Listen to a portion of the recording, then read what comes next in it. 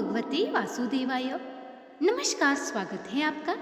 आज की वीडियो में हम माघ मास महात्म्य के 5वें अध्याय के साथ साथ माघ स्नान की कथाएं सुनेंगे।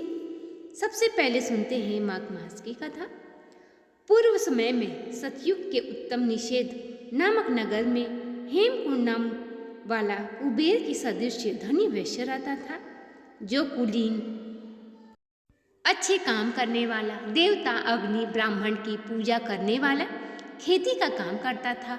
वह गौ, घोड़े, भैंस आदि का पालन करता था और दूध, दही, छाछ, गोबर, घास, गुड़, चीनी आदि अनेक वस्तुएं बेचा करता था। उसके इस प्रकार बहुत सा धन इकट्ठा कर लिया। जब वह बूढ़ा हो गया तो मृत्यु निकट आई समझकर उसने धर्म के कार्य करने प्रारंभ कर दिए। भगवान विष्णु का मंदिर बनवाया, कुआं, तालाब, बावड़ी, आम, पीपल आदि के वृक्ष तथा सुंदर बाग बगीचे लगवाए। सूर्यास्त से सूर्योदय तक वह दान करता। गांव के चारों तरफ जल की प्याऊ लगवाई। उसने सारे जन्म भर जितने पाप किए थे उनका प्रायश्चित करता था। इस प्रकार उसके 2 पुत्र उत्पन्न हुए, जिनका नाम उसने कुंडल और विकुंडल रखा।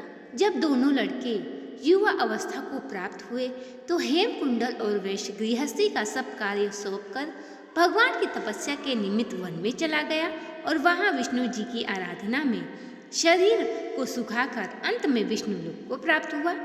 उसके दोनों पुत्र लक्ष्मी के मद को प्राप्त होकर बुरे कर्म में लग गए। वेश्या गामी, वीणा और बाजे लेकर वेश्याओं के साथ गाते फिरते रहते, तेल आदि लगाकर भांड और खुशामदियों में घिरे हुए हाथ की सवारी करते थे और सुंदर घरों में रहते थे।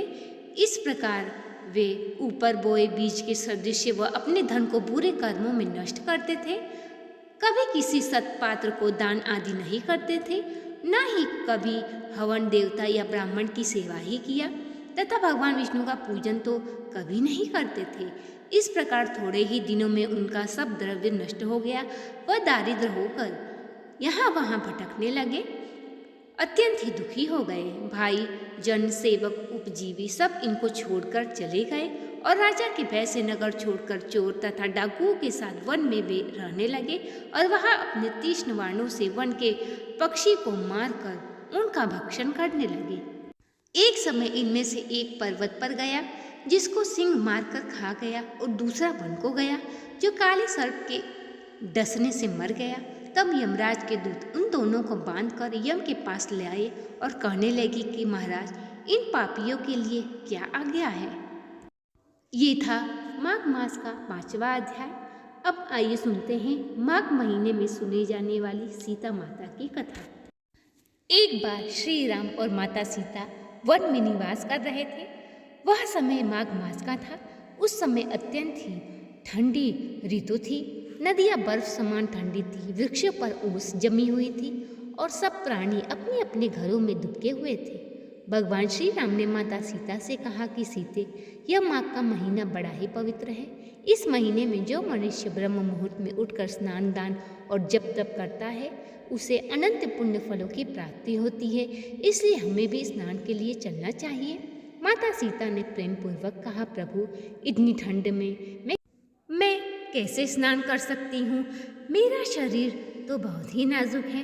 तब प्रभु श्री राम मुस्कुराते हुए बोले कि देवी, माघ मास में स्नान, दान और उपवास जो करता है, पुण्य फलों को प्राप्त करता है, वह अन्य महीनों में नहीं मिल सकता। इसलिए मुझे और आप दोनों ही साथ साथ माघ का स्नान करेंगे। जो इस महीने में देर तक सोता है उसे देवता लोग भी तिरस्कार करते हैं, इसलिए इस मास में अधिक सोना वर्जित माना गया है। यह सुनकर माता सीता ने प्रणाम किया और बोली, प्रभु, आज से मैं भी यह नियम लूंगी कि माघ मास में सूर्यदेव के बाद कभी नहीं सोऊंगी। सो स्त्री या पुरुष इस महीने में सूर्योदय के बाद सोना वह अपने पुण्य को नष्ट करता है। इसके बाद माता सीता ने स्वयं प्रतिदिन ब्रह्म मुहूर्त में उठकर स्नान किया, तुलसी जल से अर्घ्य किया, भगवान विष्णु और माता लक्ष्मी की पूजा की। इससे समस्त देवता प्रसन्न हुए और आकाशवाणी हुई, हे सीते, जो स्त्री या पुरुष तुम्हारी इस मर्यादा का पालन करेगा उसे समस्त पापों से मुक्ति मिलेगी और उसे वैकुंठ धाम की प्राप्ति होगी। माघ मास में यह सीता माता की कथा नित्यनेम सुननी चाहिए। इससे सुनने से हमें पुण्य फलों की प्राप्ति होती है। अब आइए सुनते हैं तुलसी माता की कथा। एक समय की बात है, धरती पर एक ब्राह्मण दंपति रहते थे। वे अत्यंत ही धर्मपरायण थे। प्रतिदिन भगवान विष्णु और तुलसी माता की पूजा किया करते थे। एक दिन ब्राह्मणी ने देखा कि उसके आंगन में तुलसी के पौधे पर एक दिव्य आभा फैली हुई है। उसी समय आकाशवाणी हुई, हे सुमति, मैं तुलसी देवी हूँ, भगवान विष्णु की अर्धांगिनी। जो भी माघ मास में मेरी पूजा करेगा उसके सभी कष्ट दूर होंगे। तब से उस ब्राह्मण परिवार ने माघ मास में तुलसी पूजन करना आरंभ किया। उन्होंने तुलसी माता के सामने दीप जलाया, गंगा जल से सींचा और भगवान विष्णु का नाम लेते हुए आरती की। पूजन के पश्चात तुलसी माता प्रकट हुई और बोली, हे भक्त, जो माघ मास में स्नान कर तुलसी का पूजन करेगा और इस कथा को सुनेगा उसके घर से कभी लक्ष्मी नहीं जाएगी और ना ही उसके घर कभी दरिद्रता का वास होगा। उसे भगवान विष्णु के धाम की प्राप्ति होगी।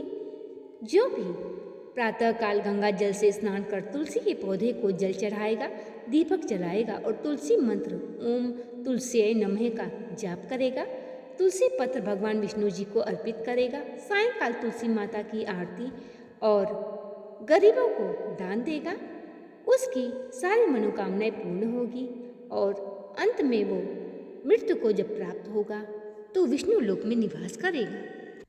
तो ये थी आज की माघ मास की कथा। वीडियो पसंद आया हो तो चैनल को सब्सक्राइब, वीडियो को लाइक और शेयर करें। ऐसी कथाएं सुननी यदि आपको पसंद है तो इस चैनल को सब्सक्राइब करें, बेल आइकन को ज़रूर प्रेस करें जिससे कि सभी वीडियो की नोटिफिकेशन आप तक पहुंचेगी। और हाँ, इस वीडियो को शेयर अवश्य करें जिससे कि आपको भी पुण्य फलों की प्राप्ति होगी। मिलते हैं अगले वीडियो में अगली कथा के साथ। तब तक के लिए नमस्कार।